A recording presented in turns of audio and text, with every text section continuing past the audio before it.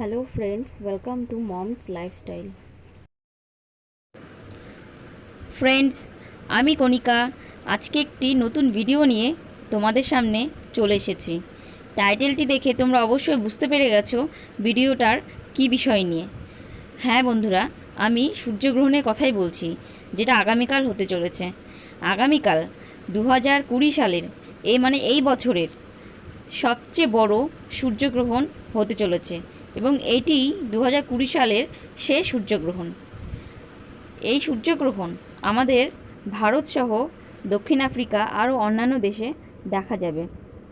এটি আমাদের ভারতীয় প্রমাণ সময় ইন্ডিয়ান স্ট্যান্ডার্ড টাইমে সকাল 9:15 লেগে যাবে এবং তোমরা দুপুর 12:10 এই গ্রহণের পূর্ণগ্রাস দেখতে পাবে। এই গ্রহণটি মোটামুটি 3-4 মিনিট অন্তর ছেড়ে যাবে।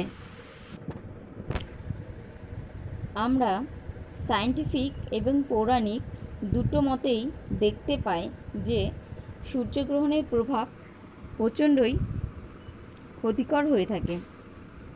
এই সময় আমাদের অনেক নিয়ম আচার মেনে চলতে হয়। গ্রহণের সময় সায়েন্টিফিক মতে যেটা দেখা যায়, সূর্যের বিকিরণ না থাকার ফলে পৃথিবীতে রোগ জীবাণু ব্যাকটেরিয়া প্রচণ্ড পরিমাণে বেড়ে যায়, যার ফলে আমাদের অসুখ হওয়ার সম্ভাবনা 100 গুণ বেড়ে যায়। এর জন্যই এই সময় আমাদের অন্যান্য দিনের তুলনায় খুবই নিয়ম পালন করতে হয়। আর এই সময় গ্রহণ চলাকালীন প্রেগনেন্ট মহিলাদের বিশেষ সাবধানতা অবলম্বন করতে হয়, কারণ গ্রহণের প্রভাব তার সন্তানের ওপর পড়তে পারে এবং তা খুবই ক্ষতিকর হয়ে থাকে।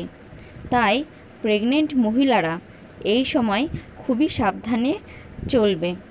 তাদের বিশেষ কিছু নিয়ম পালন করতে হবে, যেমন গ্রহণ চলাকালীন তারা কখনোই ঘরের বাইরে বেরোবে না।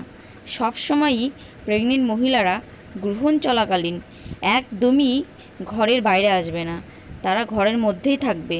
সূর্যের কিরণ যেন তাদের শরীরে কোনোভাবেই না পড়তে পারে। এবং গ্রহণ চলাকালীন প্রেগনেন্ট মহিলারা তাদের পেটে চন্দন এবং তুলসী পাতা লাগিয়ে রাখতে পারে, সেটা খুবই উপকারী হয়ে থাকে। গ্রহণ চলাকালীন সাধারণত আমাদের কোনো খাবার খেতে হয় না, কিন্তু প্রেগনেন্ট মহিলাদের পক্ষে অতক্ষণ সময় পর্যন্ত না খেয়ে থাকা সম্ভব হয় না। তাই তারা এই সময় অবশ্যই কিছু খেতে পারে, কিন্তু সেই খাবারটা যেন ভালো করে ঢাকা থাকে এবং সেই খাবার এবং খাবারের জলে অবশ্যই একটি করে তুলসী পাতা দেওয়া থাকে। তুলসী পাতায় জীবাণু মারার প্রচণ্ড রকম ক্ষমতা রাখে এবং তুলসী পাতা জীবাণু নাশ করতে পারে। আর সূর্যগ্রহণ চলাকালীন প্রেগনেন্ট মহিলাদের কোনো রকম গ্যাজেট ইউজ করা উচিত নয়, বিশেষত মোবাইল এই সময় তাদের ব্যবহার করা উচিত নয়। মোবাইল ব্যবহার করলে সেটা তাদের বাচ্চার পক্ষে খুবই ক্ষতিকর হতে পারে। অ্যান্ড ফ্রেন্ডস, সূর্যগ্রহণ কখনোই আমাদের খালি চোখে দেখা উচিত নয়। চোখের প্রোটেকশন নিয়ে তবে আমাদের সূর্যগ্রহণ দেখা উচিত।